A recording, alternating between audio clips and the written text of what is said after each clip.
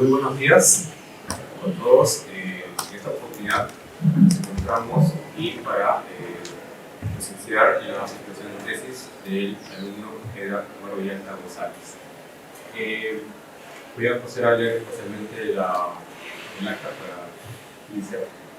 A los 23 días del mes de octubre de 2025, siendo las 10 horas, se reúne el jurado integrado por los compañeros Dr. Manuel Paredes, Dr. Marco Antonio Lobón Cueva, el asesor, Dr. Alejandro Parini, informante, y Magíster Justo Raimundo Casas Navarro, informante. Para presenciar la presentación de tesis titulada Mecanismos cognitivos en los discursos sobre la vacunación contra la COVID-19 en el Perú 2020-2022, presentada por el señor Edgar Mauro Villalta González, bachiller en lingüística, para optar al grado de magíster en lingüística. Entonces, Edgar, tienes 25 minutos para tus presentaciones. Buenos días, presidente y miembros del jurado y personas presentes. Soy Edgar Mauro Villalta González y en esta ocasión voy a exponer mi tesis para optar el grado de magíster en lingüística, titulado Mecanismos cognitivos en los discursos sobre la vacunación contra la COVID-19 en el Perú durante el periodo 2020-2022. En este caso, asesorado por el doctor Marco Antonio Lobón Cueva.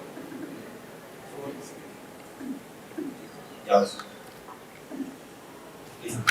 Bueno, el índice de la exposición en primer lugar es la contextualización, el planteamiento del problema, las hipótesis y los objetivos, el marco teórico, brevemente, metodología, análisis, conclusiones, recomendaciones finales y las referencias empleadas en esta exposición. Bueno, en primer lugar, el contexto, la contextualización, muy breve. La pandemia por la COVID-19, durante el periodo específicamente 2020-2022, impactó en múltiples sectores, en educación, salud, economía. En economías emergentes como la peruana, los índices de mortalidad fueron altos. Precisamente por ello, instituciones, laboratorios, gobiernos en el mundo empezaron el desarrollo de vacunas precisamente para frenar los contagios y reducir las altas tasas de mortalidad. Entonces aquí viene lo importante, el rol de los medios de comunicación. Difundieron discursos, información sobre vacunas, divulgación científica, pero a su vez tenían posiciones polarizadas según sus líneas editoriales, que estaban basadas por supuesto en las ideologías que ellos defienden. ¿Qué herramientas utilizaban? La prensa digital, noticias editoriales, entre otros, redes sociales como cuentas en Facebook, Twitter o al que actualmente se conoce como X. Entonces aquí lo importante es que estamos frente a discursos digitales. Recordemos el confinamiento, el diario en papel era mínimo, entonces todos nos informábamos mediante discursos digitales. Pero ¿qué pasaba aquí también? Como les comentaba, la polarización llegó a dos extremos. Si bien podían haber discursos intermedios, pero mayormente eran visibles los discursos polarizados a favor de la vacunación y en contra de la vacunación. A favor de la vacunación, precisamente las personas que tenían confianza en la inoculación, que pensaban que probablemente con ello iban a disminuir los contagios, entre otros, y tenían sus bases científicas, etc. Y de igual manera los discursos en contra, con las personas que defendían también su posición basada en evidencia científica, en evidencia religiosa, lo que ellos consideren, pero eran sus ideologías. Entonces tenemos esos dos discursos, este discurso polarizado a favor y en contra.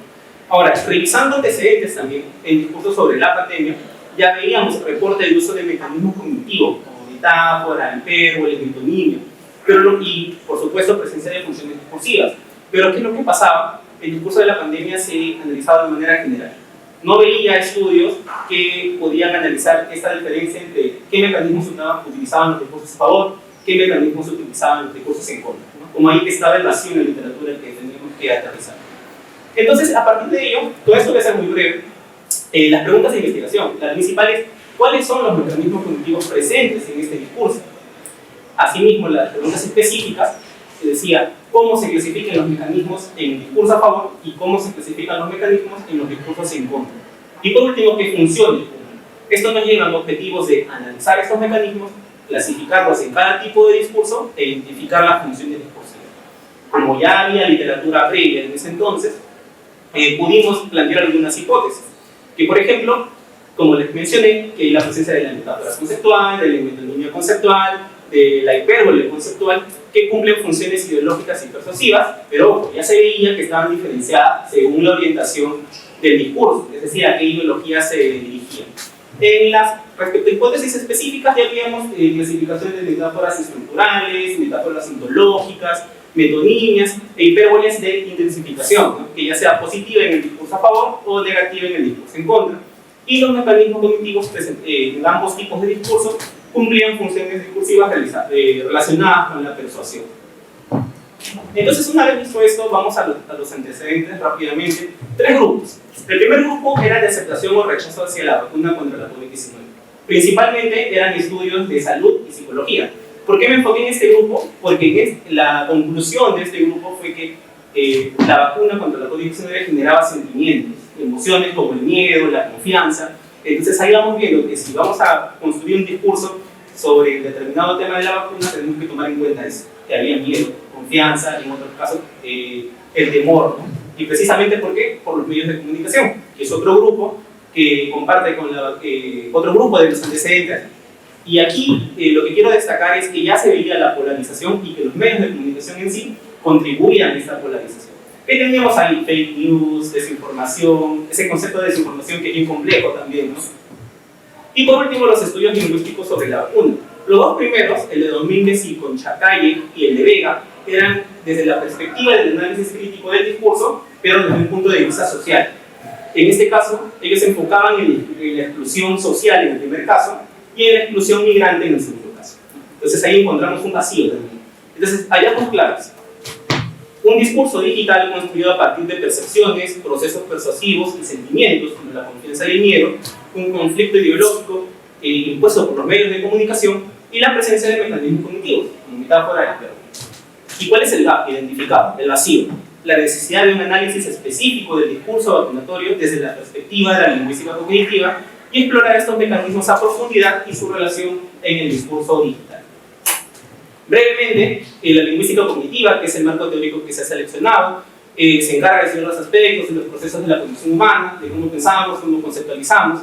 Entonces aquí es importante el sistema conceptual de nosotros los hablantes, que se basa en nuestra percepción, sensación, movimiento corporal, experiencia física, experiencia social. Si lo aterrizamos en esta tesis, entonces podemos recordar que en ese tiempo, 2020-2022, confinados, teníamos el contacto con las noticias, con la radio, el internet y todo lo que nos bombardeaban con el tema de la vacuna, ¿no? Y cómo simbolizábamos estas conceptualizaciones por medio del lenguaje. Es la herramienta importante que nos permitía expresar. Entonces, a partir de ello podemos definir a los mecanismos cognitivos como procesos que evidencian cómo nosotros los hablantes conceptualizábamos los distintos contextos sociales y nuestra experiencia diaria y se exteriorizaban mediante el lenguaje. Lo que vamos a tocar son 3: la metáfora, la metonimia y el hipérbole conceptual. Brevemente también solo para recordar, la metáfora conceptual, como vemos, un dominio se representa de manera conceptual en términos de otro dominio, asociación conceptual, mediante proyecciones, que son las flechas, que se encargan de vincular los conceptos mediante los dominios, mapeo metafórico, lo que lo domina. Es unidireccional y la clasificación clásica de Lakoff y Johnson, ¿no? Metáfora estructural, metáfora ontológica y metáfora orientacional. Lo que lo diferencia de la metonimia, que ya no hay relación, ya no hay proyección, todo se da intrínsecamente en el mismo dominio. Como vemos, los hablantes, nosotros nos referimos a una estructura implícita, que es la zona activa, el timbre en este caso, por medio de otra estructura explícita, que es el punto de referencia, en este caso el teléfono. El famoso suena el teléfono, ¿no? Una metonimia del todo por el parto.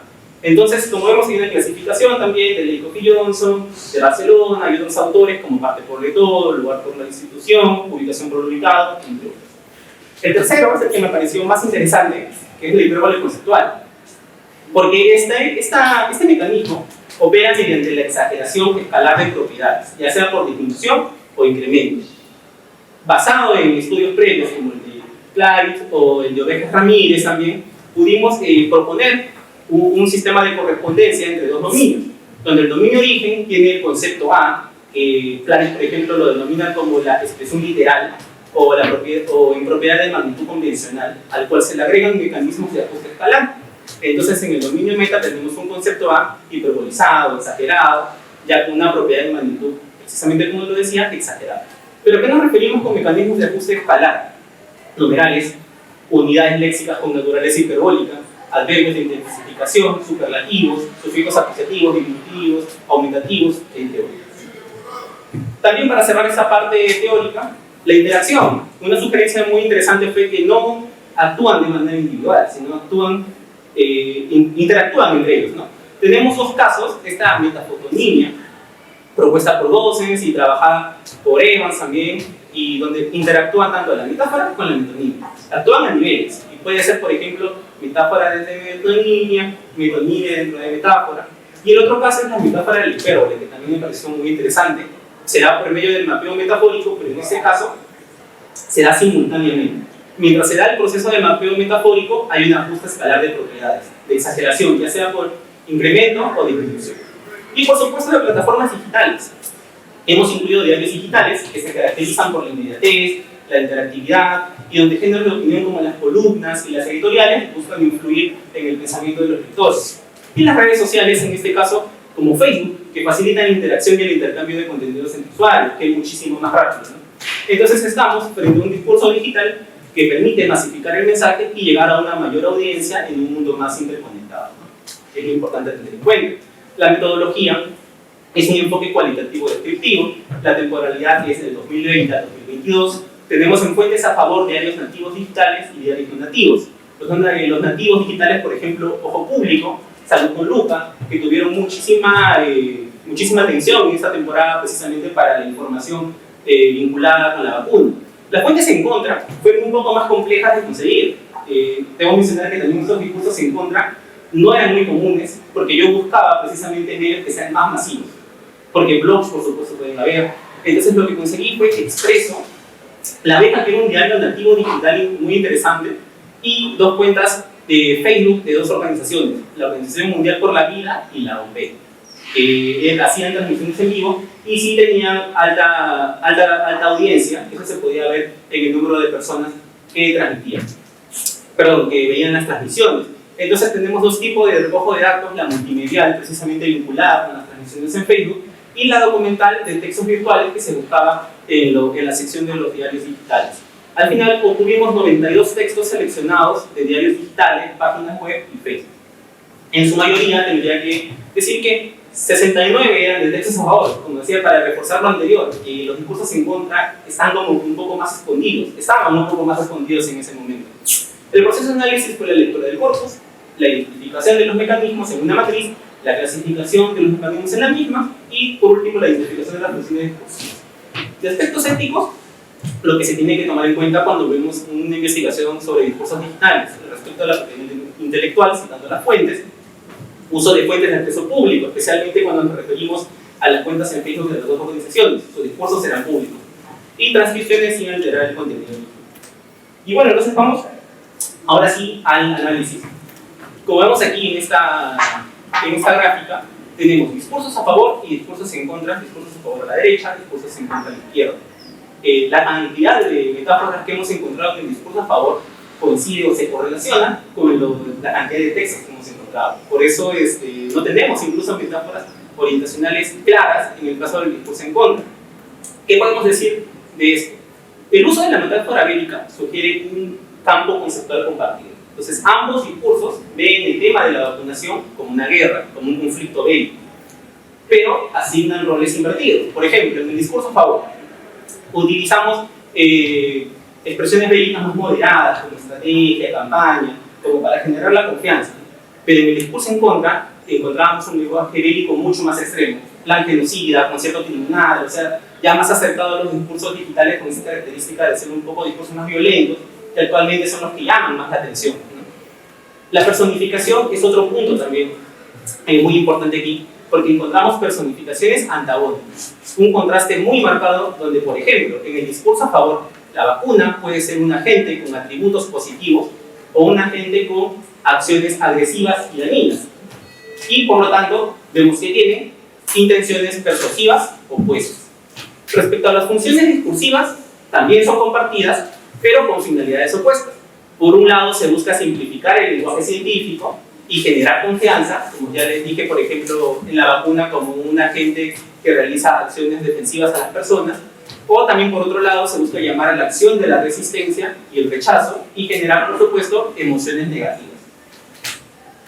Acá hay dos ejemplos de las metáforas a favor, por ejemplo, de la vacunación es una guerra, la vacunación como una estrategia, precisamente lo que les comentaba, ¿no? Como una estrategia de defensa de salud pública contra la COVID-19, y esta personificación que me pareció muy interesante. En el discurso a favor, la desinformación es un agente que causa daños, o actúa en prejuicio de las personas.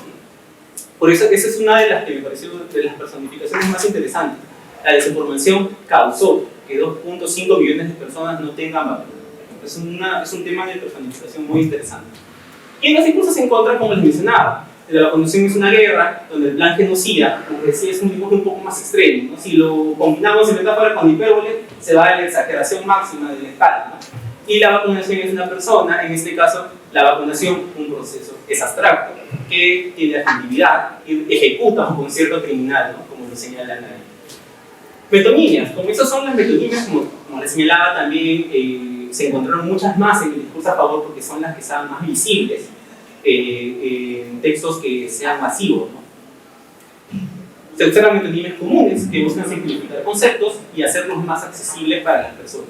¿Qué podemos ir diciendo? Ya que un mismo mecanismo puede ser empleado o para generar confianza o imponer resistencia. En el caso de las metonimias, generar confianza, si yo menciono explícitamente al Ministerio de Salud, al gobierno, de alguna manera estoy generando confianza en las personas. O imponer resistencia. En ese contexto 2020-2022, donde se decía que la vacuna provenía del COVID provenía de China, entonces, cuando se referían a laboratorios chinos, decían las vacunas chinas, precisamente para generar esa resistencia, esta duda, ¿no? La vacuna viene de China, la COVID viene de China, ¿realmente me dará bien o no? Después vamos a ver un ejemplo que es muy interesante también. Y cumplen funciones discursivas similares, pero ya vamos llegando a esta conclusión, ¿no? Que están orientados a objetivos contrarios. Los casos de hipérbole, por generalización, la numérica, la exageración numérica y la comparación. Ambos discursos utilizan hipérboles para intensificar las emociones. Quiero intensificar la esperanza o quiero intensificar el miedo en las personas. Estas están orientadas a objetivos opuestos, mismo, promover la vacuna o desacreditarla, llamar a la acción diciendo cientos, miles, millones de personas se están vacunando, dando numerales indefinidos, ¿no? O desacreditarla, ¿no? Diciendo que todas son malas, todas son dañinas, etc. La hipérbole no solo intensifica el mensaje en el discurso digital, sino que también polariza la opinión pública, nos lleva a los extremos, nos incita a tener posturas ideológicas más extremas. Por eso es la hipérbole conceptual definitivamente fue la que me llamó la atención en esta investigación. Análisis de las metonimias, un ejemplo de discurso a favor. Como les señalaba, mencionar explícitamente a la institución, como en este caso el Ministerio de Salud del Perú planteó, ¿no? Ellos fueron los que organizaron esto, entonces de alguna manera hay una seguridad, ¿no? Para las personas. Y el ejemplo que les dije, las vacunas chinas, en este caso se refiere a los laboratorios chinos en ese momento que generaban las vacunas. ¿Y qué decían? ¿No? Es una fuente estratégica de poder e influencia mundial, ¿no?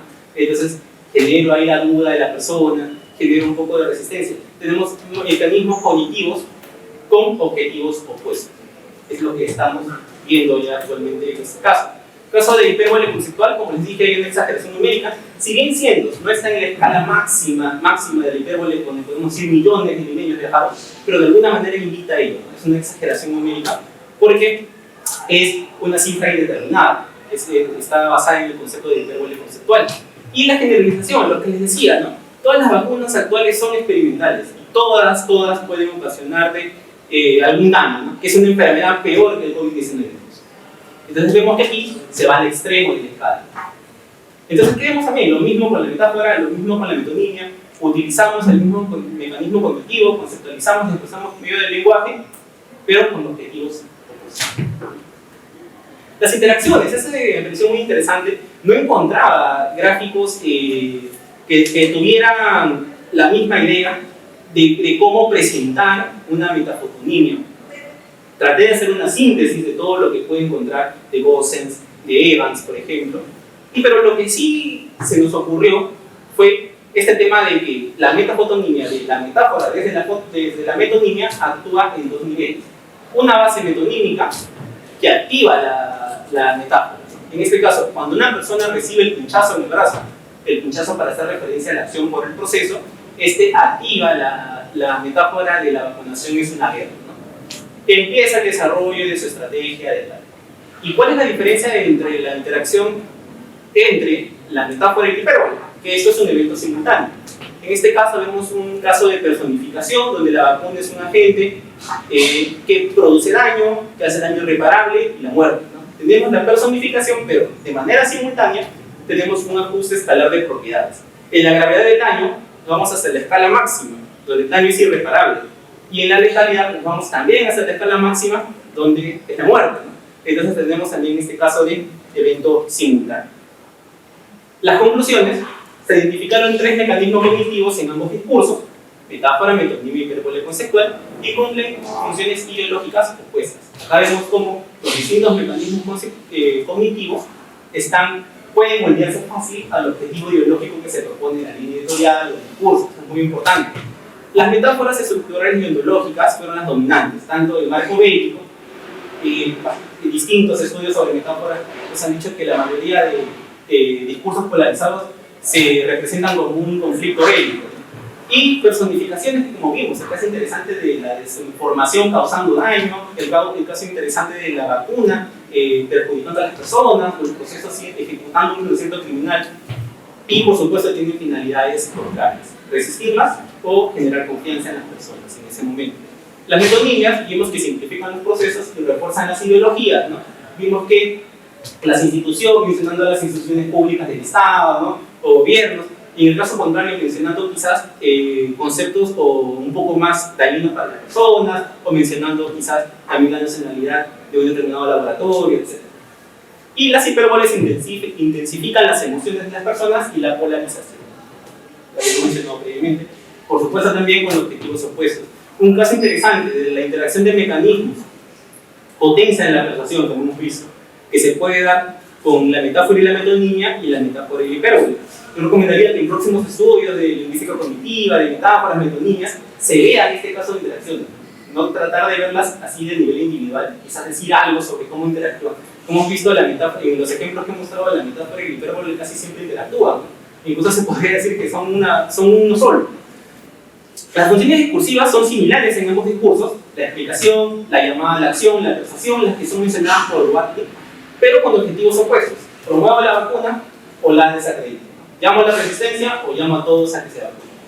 Y una conclusión sobre el discurso digital: que los mecanismos no solo comunican, sino que moldean las ideologías y las emociones de las personas. Por último, las 3 recomendaciones. Tomando el último del discurso digital, hay que utilizar estos mecanismos cognitivos de manera positiva para una capacitación en comunicación estratégica, en informes de salud, en los discursos sanitarios, incluso podemos aterrizar los discursos políticos, etc. Integración de herramientas digitales en próximos estudios. Recomiendo usar estas herramientas digitales como Ancon o Atlas-T, que nos permite también trabajar con grandes bases de datos. Cuando trabajamos con muchos más textos, en este caso Interactive 92, pero con trabajamos más iguales. Y los estudios multimodales: en este caso nos hemos encargado de discursos digitales escritos y orales y después fueron escritos, ¿no? Pero hay que tomar en cuenta las nuevas redes sociales, ¿no? Yo trabajé en Facebook, entonces en este caso podemos tomar en cuenta X, Twitter, el ex Twitter, ¿no? Instagram, hasta TikTok. ¿En qué sentido? Videos, Reels, también los memes, que nunca dejan de pasar de moda, creo. Entonces eso también sería interesante. Estas son las referencias que utilicé en la presentación y muchas gracias por su atención. Gracias.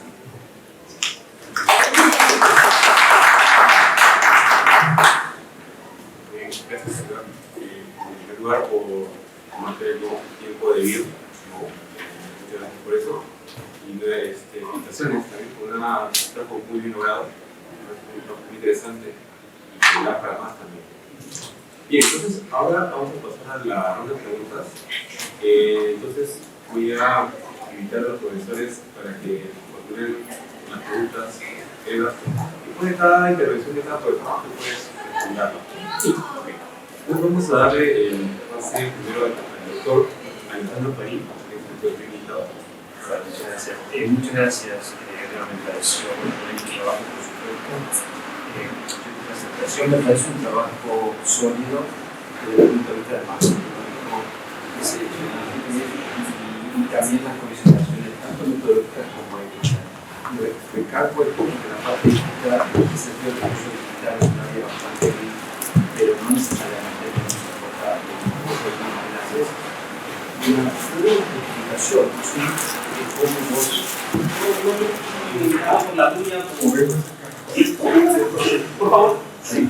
No, te decía que me pareció un trabajo sólido desde el punto de vista del abordaje más teórico, la teoría de análisis, la metodología y un tema no menor que la parte ética, sobre todo la ética en la recolección de datos digitales, que es un área bastante gris y que vos de alguna manera abordás y justificás, por lo menos haces alusión a lo que es la parte ética. Yo lo que te quería preguntar es desde una visión un poco más meso o macro con respecto a la parte digital que yo puse en el informe, si dos temas, por un lado el nivel de emocionalidad, porque vos tomaste datos en una etapa de la humanidad, si queremos, que es las emociones siempre están, donde como sujetos humanos estábamos muy sensibles, ¿no? Y si tomáramos algo que vos lo hiciste, y desde el propósito, por supuesto, de tu trabajo, es este periodo de la pandemia. Yo creo que todo lo que analicemos desde el discurso va a estar cargado de una intensidad emocional que por ahí en otra época, o en otra etapa de nuestra vida, no. Vos analizaste dos espacios digitales, o entornos digitales, Facebook y las redes sociales. Y una pregunta es, dado que estos dos espacios están bastante delimitados demográficamente en cuanto a la edad, si vos pensás que de alguna manera tus datos están, no digo sesgados, pero que de alguna manera pueden tener, pueden responder a un grupo etario, ¿no es cierto?, en cuanto a todo lo que se refiere a la construcción de ese discurso a favor o en contra de la vacunación, ¿no es cierto? Esa es una pregunta que yo te quería hacer. ¿Empiezo con eso? ¿O hay otra pregunta? Bueno, sí. Y la otra pregunta que te quería hacer es si este concepto de las cámaras de eco, ¿no? que ya sabemos que son, no sé si clásicas de la cultura de participación digital, tienen de alguna manera seguramente algo que ver en cuanto a estos mecanismos cognitivos que vos desarrollaste. E incluso si queremos una tercera pregunta, las estructuras participativas de todos estos entornos digitales que vos examinaste, observaste o estudiaste, Facebook por un lado, diarios digitales por otro, si vos ves que la estructura participativa de alguna manera o de interacción pueden llegar a tener que ver, ¿no?, como real independiente en los resultados. Eso sería un poco las tres preguntas. Okay, muchas gracias por las preguntas. En primer lugar, empezamos entonces con la pregunta vinculada con lo demográfico. Y sí, tiene razón, los Facebook y los diarios digitales podríamos decir que representa un sector adulto, un sector adulto que tiene una cierta ideología, ¿no? En cambio, lo que puede ser distinto si tocaba redes sociales, aunque ya TikTok dejó de ser una red completamente juvenil también, ¿no? Entonces, si queremos buscar incluso una red social más juvenil, entonces podríamos estar hablando de donde hacen transmisiones en vivo, Kik, ¿no? Donde por supuesto son dinámicas discursivas distintas. Entonces sí, respecto a ello, por supuesto que representa un sector demográfico más adulto, ¿no? Incluso yo diría un poco más conservador por los diarios y por la red social que estoy utilizando, Facebook. Sí, entonces diría que efectivamente este corpus analiza, no diría también la palabra sesgado, como dicen, ¿no?, pero sí está dirigido a un cierto sector. Lo importante sería más bien, como mencioné anteriormente, enfocarnos en un discurso multimodal, Reels de Instagram, que eso sí es un poco más juvenil, ¿no? Si bien, como dije, TikTok ya dejó de ser una red completamente juvenil, pero igual incluso ese tema de los trends también puede ser un discurso de resistencia también, ¿no? O sea, si lo volvamos así. Entonces sí, correcto, representa un sector demográfico en particular. La segunda pregunta era de las cámaras de eco, y creo que esto se refiere a donde los usuarios interactuamos con ideas similares. El famoso que nosotros pensamos así, publicamos algo así, y el algoritmo poco a poco nos va llevando eso. Digamos que yo empiezo a publicar en ese contexto, ¿no?, que la vacuna no es dañina, que empieza a hacer cambio, entonces el algoritmo, las cámaras de eco también, me van a llevar a ese tipo de discursos. Entonces su pregunta era cómo inciden, ¿no?, en estos mecanismos cognitivos y las metáforas y las metonimias, etc. Entonces yo diría que estar en un lugar donde los discursos son validados refuerzan y permiten replicar estructuras. Entonces eso diría yo, y por supuesto refuerza la ideología. No estoy con un grupo de gente que me valida, y entonces podemos generar otro tipo de mecanismos, incluso un poco más extremos, ¿no? Podemos irnos a los discursos ya más extremistas, ¿no? Como observamos, por ejemplo, en X, en Twitter, que hay comunidades o grupos de Facebook, ¿no? Y por último, la estructura de cada entorno puede darse como una variable independiente, ¿no? Los medios digitales, las redes sociales. Yo creo que sí, la verdad, porque cada entorno puede actuar como una variable independiente. Si analizamos, por supuesto, el tema de los diarios digitales, la manera en cómo se expanden los discursos en los diarios digitales, previamente es una persona, ¿no?, que ha escrito una noticia, que ha escrito una columna de opinión, que de alguna manera lo revisa, lo vuelve a revisar, pasa por un editor y recién se publica, ¿no? Entonces, como que un poco hemos controlado la manera en que hemos escrito. Las redes sociales son súper distintas. Vemos un comentario que nos molesta y escribimos a partir de esa emoción, ¿no?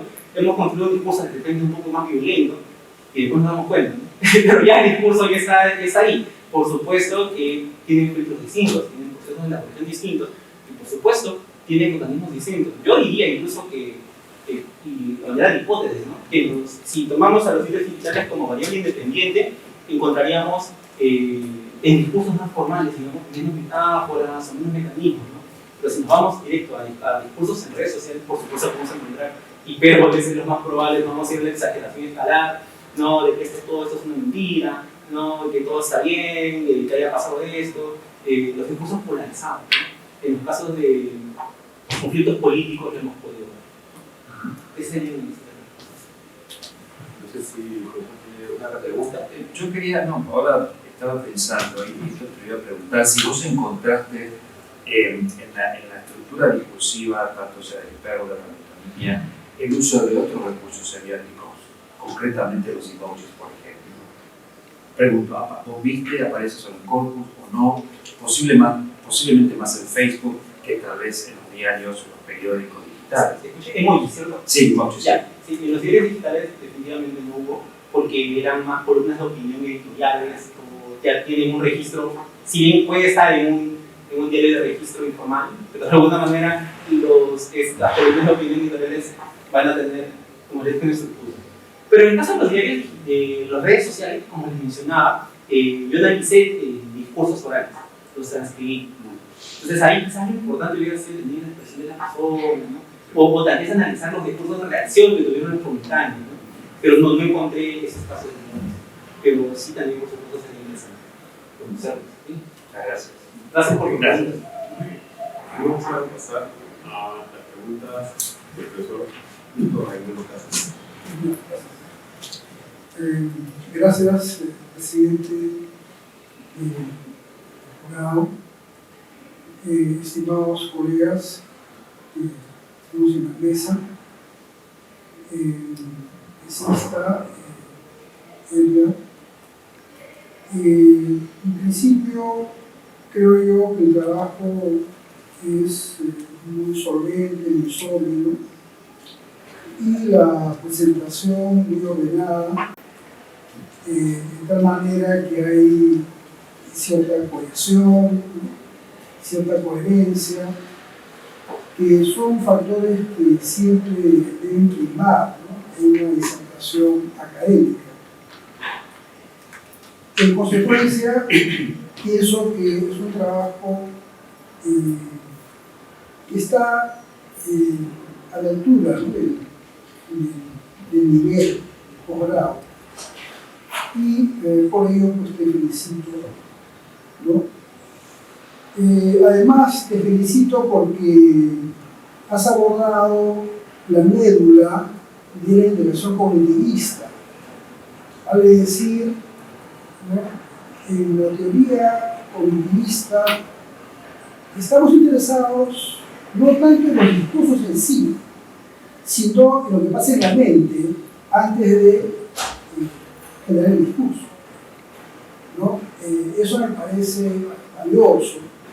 Obviamente, la metáfora, la metonimia y la hipérbole no se plasman, no se verbaliza, pero lo que nos interesa sobremanera es cómo son mecanismos potentes de la mente, son, por así decirlo, el motor semántico en los hablantes, ¿no? Y me da la impresión de que el trabajo que tú has hecho es inédito en gran medida, porque por lo general, cuando hay tales estudios, se estudia la metáfora por un lado, la metonimia por otro lado, y hay muy poco de hipérbole, no sé, en artículos, creo que en tesis no hay mucho trabajo de hipérbole. Entonces, aunar esos mecanismos en una empresa unitaria revela pues una audacia intelectual en el buen sentido del término, ¿no? Yo creo que el gran indagador se caracteriza por su audacia, de buscar retos estimulantes para poder producir tipo de trabajos valiosísimos, ¿no? Yo también por eso te felicito, Edgar, de manera especial. En principio, creo yo que el trabajo es muy sólido, pero para aclarar un poco más, ¿no?, la disertación, porque obviamente este es el gran problema del posgrado, y también creo que una tesis que ha durado 1 año y medio, hay que resumirla en 20 minutos, entonces es un escándalo, de la razón. Yo he visto tesis que duran como, he visto en la década del 80, una tesis que se demoró 8 horas en sustentarla, ¿no? Pero ahora no, pues ahora los tiempos han cambiado, todos, ¿no?, queremos todo expreso, ¿no?, queremos bajos expresos. 20 minutos resumiendo una investigación de 1 año me parece un escándalo de la razón. Ya me parece en realidad un acto ocupado de las autoridades de posgrado. Pero en fin, son las reglas, hay que cumplirlas, ¿no? Eso es lo que nos obliga a vivir en un centro. Y por ello, Edgar, me permito plantearte las 3 preguntas para, digamos, aclarar un poco más la disertación. Mira, el concepto de ideología que tú has empleado, ¿no?, yo quisiera saber cuál es el marco conceptual, teórico, en la medida en que la ideología como sistema de creencias puede tener un sentido hegemónico de parte del gobierno, del Estado, pero también hay movimientos contraideológicos, ¿no? Y hay pues una lucha tenaz entre ambas orientaciones, porque para, digamos, hacer un poco de contexto, hay que recordar que la vacuna, o sea, la teoría de la vacuna, la teoría sólida de la vacuna, implica un estudio de por lo menos 8 años, o hasta 10 años. Pero en ese momento, obviamente ese marco no era el más adecuado. Queríamos tener la vacuna en 6 meses, en 1 año. Y por eso, bueno, hubo una reacción de otra gente, ¿no?, de miedo, ¿no?, de un resquemor, una hesitación. Esta vacuna en realidad quiere protegernos o hay un plan macabro, ¿no?, en el mundo entero para exterminar a la gente. Y por esa razón, era el grupo no hegemónico, el grupo rebelde, tenía miedo, ¿no?, ante las vacunas, eso es verdad. Pero quisiera saber cómo el marco ideológico, según tu teoría, podría entender esta confrontación entre el discurso hegemónico del gobierno y estos discursos minoritarios de gente rebelde, llamados de manera un poco sarcástica antivacunas. Porque una cosa es el antivacuna, que se opone a una vacuna aprobada por 8 años, es un escándalo, y otra cosa es una persona que se opone a una vacuna en 6 meses, ¿no?, que puede ser muy riesgosa. Además, como tú mismo has dicho, las vacunas chinas, al parecer, sí, bueno, hasta ahora sabemos que no son tan buenas, ¿no?, tienen impuestos, pero bueno, ahí se querían imponer, ¿no?, las vacunas chinas. Creo que Chile compró un montón de vacunas chinas que estuvo botadas a la basura, porque no sirven para nada. Pero en fin, bueno, lo que quería saber, hasta qué punto tu teoría o tu concepto de ideología podría ayudarnos a tener una mirada en torno a estos fenómenos. Edgar, es una primera pregunta. La segunda pregunta, Edgar, está bien, un trabajo interesante. Yo quisiera que, por favor, como dicen, ¿no? En la habla popular, pongas tus cartas. ¿Cuál es el mecanismo más poderoso? Al final, ¿la metáfora, la metonimia o la hipérbole? Digamos, entonces, investigado, ¿cuál sería el mecanismo que tú dirías, este es el mecanismo, ¿no? Principal, regular, axial, ¿no? Sí se puede, ¿no? Obviamente.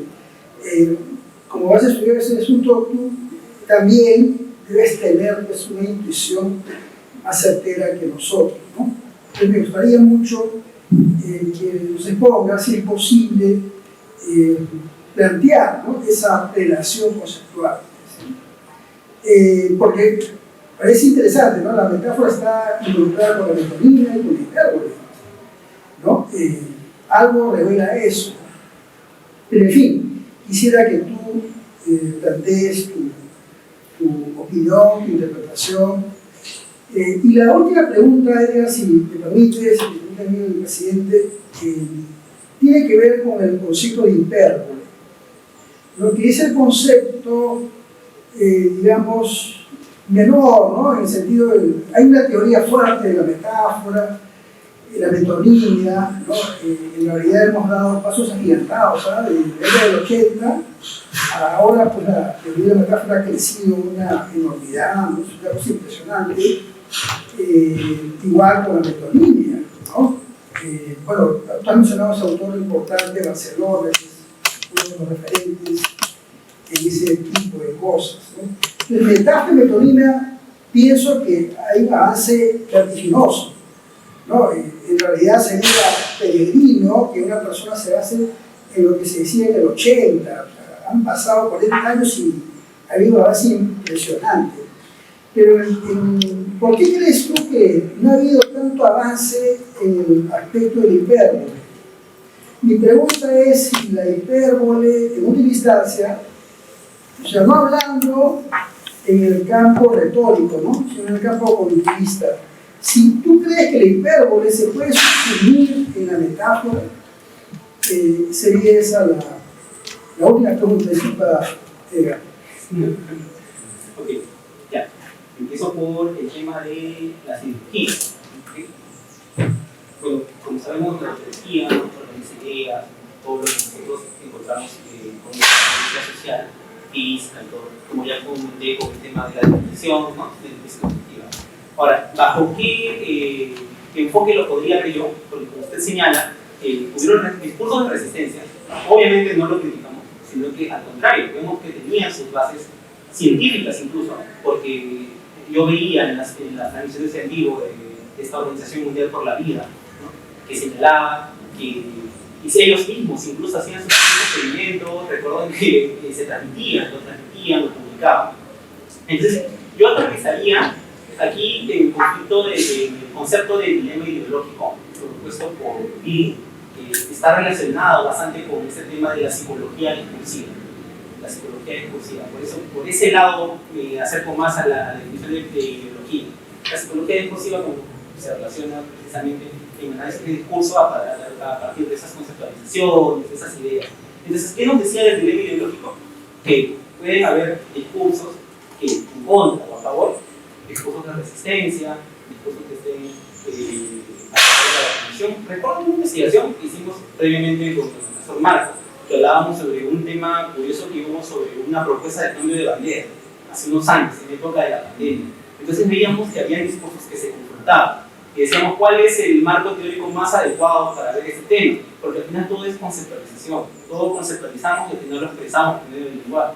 Entonces decíamos cuál es el marco teórico más adecuado, y llegamos al punto de que la psicología discursiva tenía un concepto muy interesante del dilema ideológico, que se refiere cuando las ideas se confrontan. El señor en ese entonces, por ejemplo, el tema de la bandera tenía por sus ideas, su postura, que no se criticaba, pero era también discursos de resistencia. Entonces yo aterrizaría aquí que en el concepto de dilema ideológico, es el concepto que me guió un poco también para ver ese tema de las ideologías, que fue el concepto que me guió también cuando armé mi herramienta de sistematización de datos, puse ¿no? la expresión tal como estaba, y entonces a partir de este discurso, de este concepto de dilema ideológico, dos conceptos se confrontan, entonces a partir de ello pude ir colocando o acercándome a qué tipo de ideología se refería, ¿no? Discursos a favor de la vacuna, discursos en contra de la vacuna, y ese concepto de ideología a la vez me ayudó a categorizar la obra de análisis. ¿Ok? El mecanismo más fuerte, por esto sí quiero guiarme, como le dije, previamente, antes del primer informe del profesor Casas, yo tenía un concepto de hipérbole simple. Y por eso incluso que en la misma carta de respuesta yo le agradecía bastante las referencias que usted me brindó para reformular el concepto de hipérbole. Entonces, ¿cuál es el mecanismo más fuerte para mí? La hipérbole. Precisamente por eso hice esa previa en el informe que usted me hizo, las consultas, porque yo pienso de verdad que este tema de exagerar nos lleva a un punto extremo, a unas escalas extremas, como vimos el ejemplo de la gravedad del daño que puede ser irreparable, con una escala de letalidad que puede ser la muerte. Yo, por lo que he visto en los cursos, y por lo que veo actualmente también en el curso digital, ya aterrizando un poco en esta temporalidad, es que la hipérbole para mí genera mayor reacción. Porque ¿cuál es el propósito de un diario digital? Persuadir, ¿no? De los editoriales, persuadir a cierto público, y en las redes sociales, ¿no?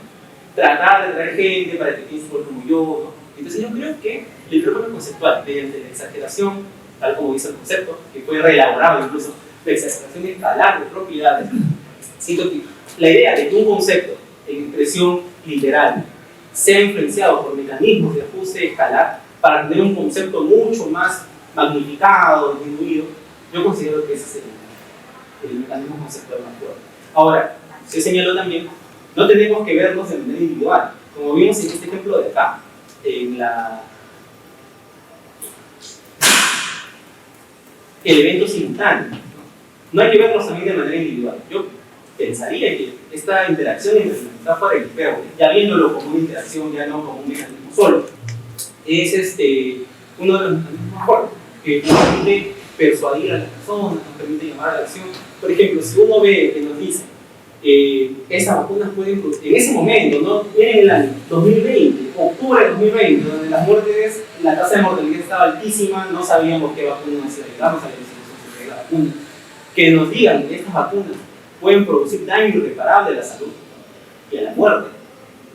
Yo considero por eso precisamente que el hipérbole conceptual, más aún su interacción con la metáfora conceptual, puede ser el mecanismo que más fuerte y más puede influir en las personas.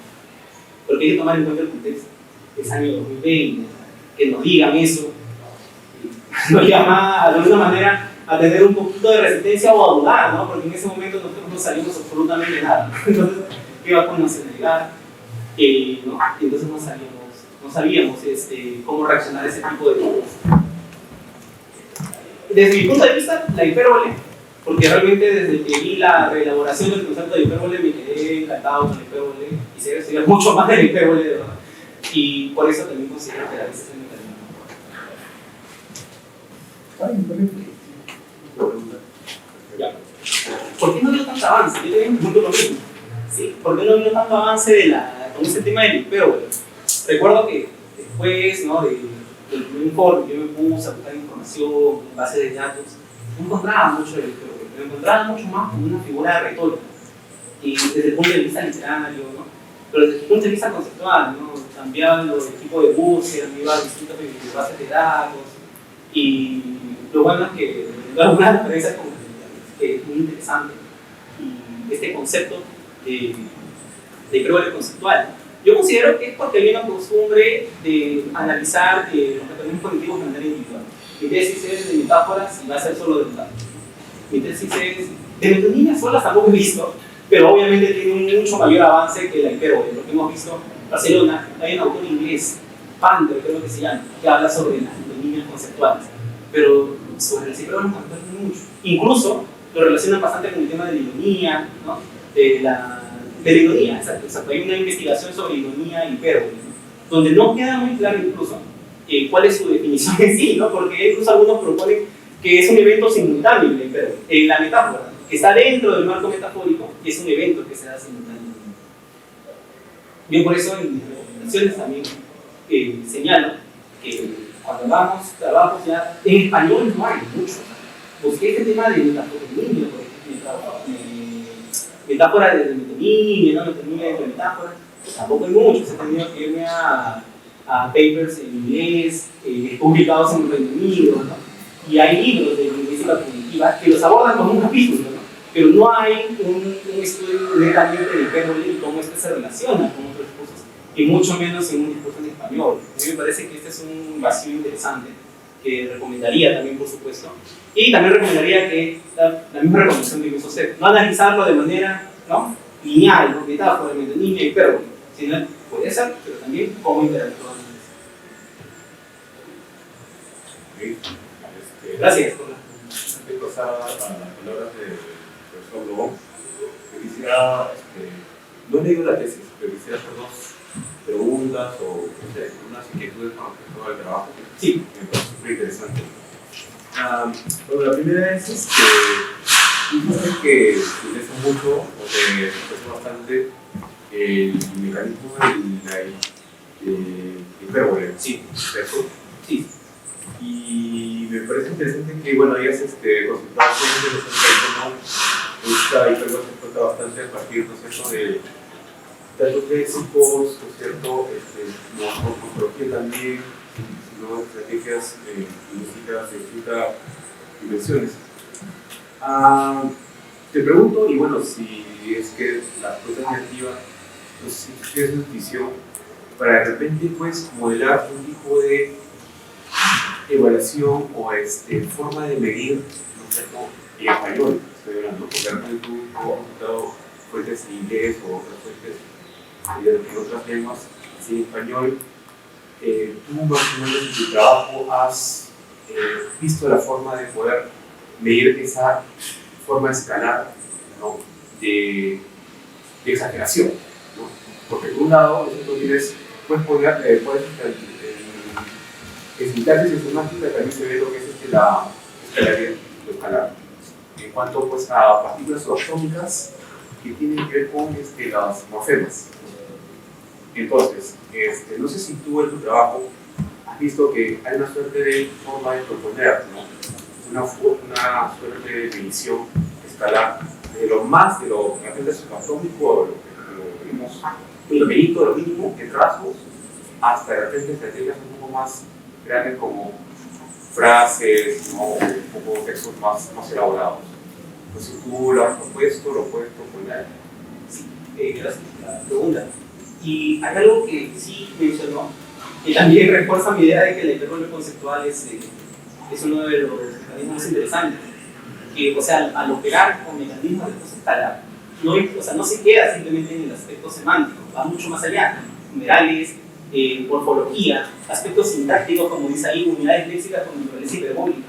He visto también construcciones lingüísticas completas que dan el sentido. Por eso es importante también en la literatura el contexto. El contexto cuando, si las dos personas lo conocen, ¿no?, las personas que están involucradas en la comunicación. Solo quería hacer esto porque muy buena esa de estrategias lingüísticas, ¿no?, porque no solo se queda en ese plano, se habla de lo léxico, se habla de lo morfológico, y cosas sintácticas, ¿no? Sí, muy interesante, y eso resalta aún más el interés por la hipérbole, ¿no?, que vemos que no se ha estudiado mucho por hacer.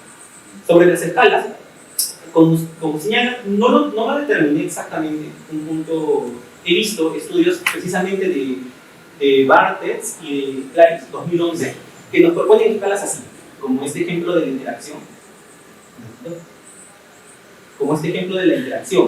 Que nos ponía, por ejemplo, abajo de la hipérbole, graficaba la hipérbole y debajo ponía ajuste escalar.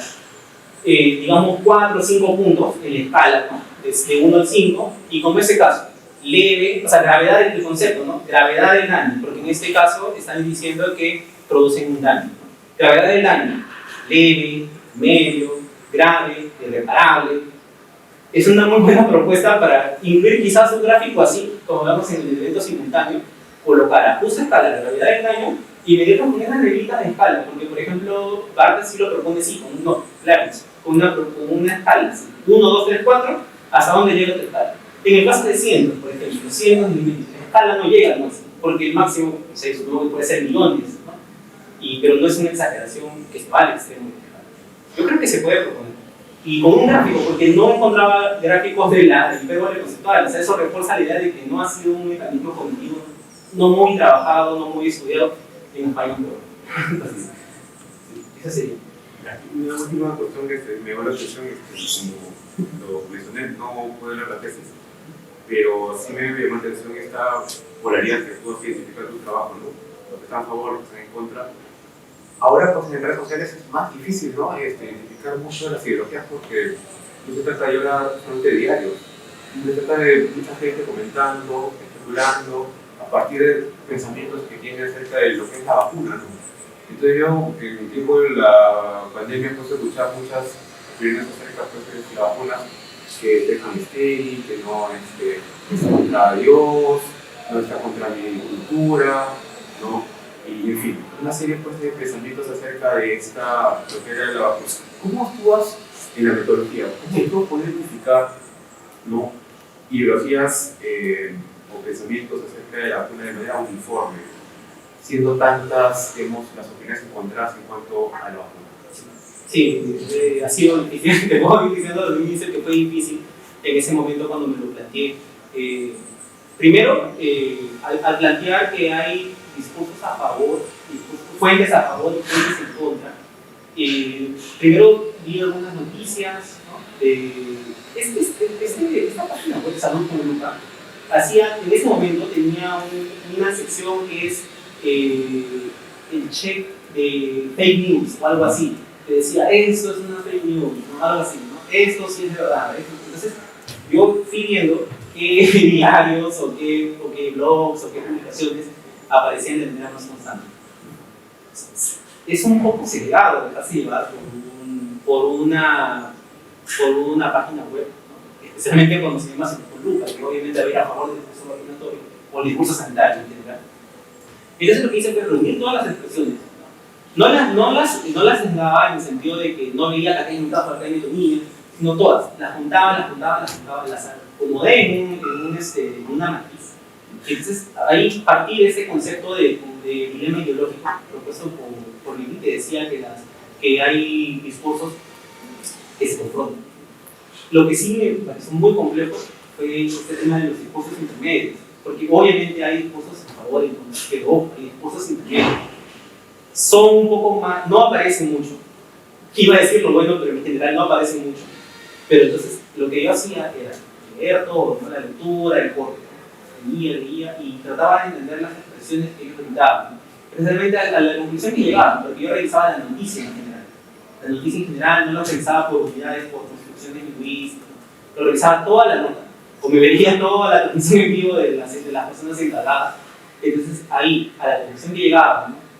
Van a alterar críticamente, bajo un sustento científico de ellos, que en ese momento estaba bien, bajo sustentos religiosos, ¿no? Que hay personas que no permiten ni siquiera el tipo de mundo, ¿no? Entonces, la manera de identificarlo fue leerlo como un todo, de ver la conclusión de la que llegaba, y entonces trataba de encontrar patrones, ¿no?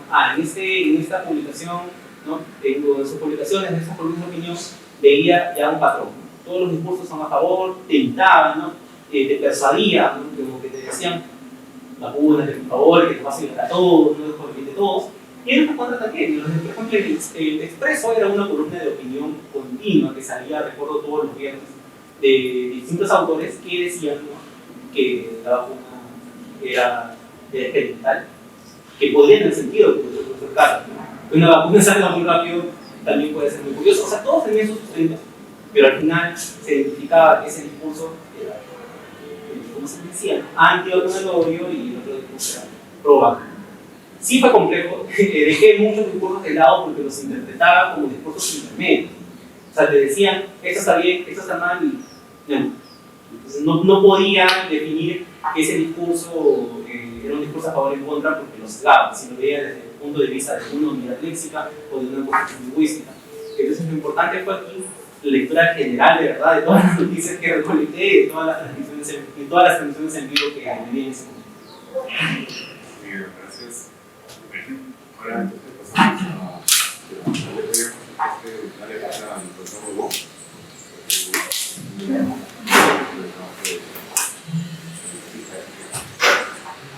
Muchas gracias. Buenos días, ante todo, señor presidente Arturo Mantel, jurados informantes, doctor Antonio Faini, magister Casas Navarro, que fue mi asesor de tesis, y me siento muy orgulloso que esté en esta mesa de sustentación, porque hoy tenemos la presentación, vamos a tener la presentación de Edgar Yalta, licenciado también en lingüística y ahora candidato a magíster en lingüística. Yo quería primero señalar que Edgar, a mi parecer, es uno de los mejores egresados de la Escuela de Lingüística, muy, digamos, analista, detallista, y tiene esta gran apertura de los consejos que le han podido brindar los miembros del jurado, tanto en la fase escrita como en oral, que se ha convertido en uno de los investigadores más recientes, con bastante publicaciones, muy entusiasta por el lado de la lingüística cognitiva, también los medios digitales y la educación. Detrás de todo esto también hay un contenido educativo, ¿no? O sea, el mensaje o los mensajes propuestos también están educando a las personas si seguir o no en su momento con la campaña de vacunación. Lo segundo que también quiero destacar es la idea que puede llamar de emergencia o la, digamos, investigación cualitativa emergente, en el sentido que Edgar al inicio de su investigación empezó recogiendo los datos sobre lo que se decía de la COVID. Pero en medio de ese panorama empezó a encontrar oposiciones. Entonces, él ha ido construyendo la tesis de acuerdo a cómo iban avanzando los datos, meses tras meses, porque recordemos que nos encontrábamos en confinamiento durante la pandemia de la COVID. Entonces, los discursos iban también mutando y contraponiéndose, así que terminó por presentarnos una investigación en la que los mecanismos cognitivos de los hablantes están presentes en todos, incluso, y antes nadie lo pensaba, en la persona que se opone. O sea, la persona que se opone también no piensa, ¿no? Tiene su lógica, tiene su razonamiento, se basa en fuentes. Entonces lo que ha hecho Edgar es mirar lo que dicen oficialmente los diarios, los periódicos digitales, y eso es encantador porque también recogió lo que decían las personas y cómo a través de las redes sociales se transmitía ello. Resalto el papel en lo digital porque la tesis de Edgar también se enmarca dentro de este convenio que se tiene entre dos universidades, la Universidad de Belgrano, acá está presente el doctor Alejandro Faini, con la Universidad Nacional Mayor de San Marcos, la Facultad de Letras y Ciencias Humanas, y en medio de este congreso internacional que llamamos RECOD, Discursos Digitales. Entonces, Edgar ha llegado a este momento desde el año 2020, 21, 22, que ha estudiado su maestría, 24, 25 continuó con la tesis, son varios años en el que él ha redondeado, ha, digamos, perfilado, incluso hasta hace pocos días, donde Raimundo Casas nos ha hecho alcanzar fuentes muy relevantes, ¿no? Que incluso la pregunta de la hipérbole, ¿qué es? ¿No? ¿Cómo se manifiesta? ¿No? Porque generalmente los estudios están encontrados en la hipérbole como un mecanismo retórico, pero cuando se ha visto como un mecanismo cognitivo, se ha visto sus manifestaciones en la morfología.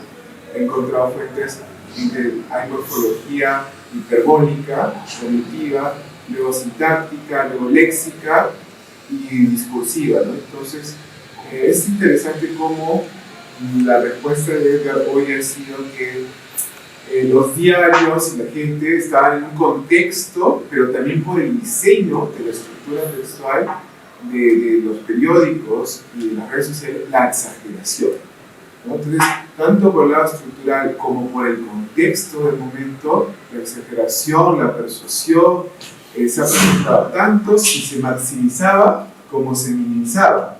Porque aquí el doctor Arturo Martel pregunta, ¿no?, por la ampliación, las escalas, pero las escalas no solo son hacia arriba, también son hacia abajo, ¿no? Y eso también se muestra en un contexto de la hiperbolización.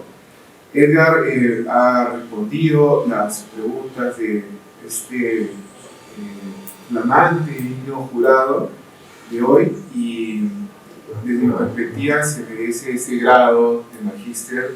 Espero que los jurados vayan a ese favor de Edgar, que nos ha traído un gran aporte para la ciencia lingüística, y subrayo también su contenido educativo.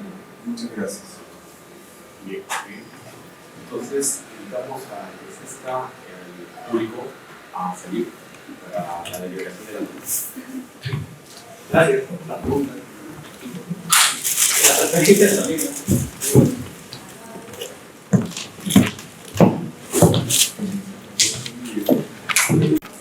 3, 2, 1, sí. A los 23 días del mes de octubre de 2025, siendo las 11:25, el jurado de grado, integrado por los profesores Víctor Arturo Martel Paredes, presidente, doctor Marco Antonio Lobón Cueva, profesor, doctor Alejandro Farini, informante, y magíster Justo Raimundo Casas Navarro, informante, nos hemos unido para calificar la sustentación de tesis titulada Mecanismos cognitivos en los discursos sobre la vacunación contra la COVID-19 en el Perú 2020-2022, presentada por el señor Edgar Mauro Yalta González, bachiller en lingüística, para optar el grado de magíster en lingüística. Hecha la exposición y absueltas las preguntas formuladas por el jurado, esta acordó la siguiente calificación de acuerdo a lo establecido por el Reglamento General de Estudios de Posgrado. Excelente, nota 20. Habiendo sido aprobada la sustentación de tesis, el jurado recomendó que la facultad proponga que se le otorgue el grado académico de magíster en lingüística al bachiller Edgar Mauro Yalta González. El acto académico de sustentación concluyó a las 11 de la mañana. Muy bien, felicitaciones, Edgar. Gracias, eres magíster.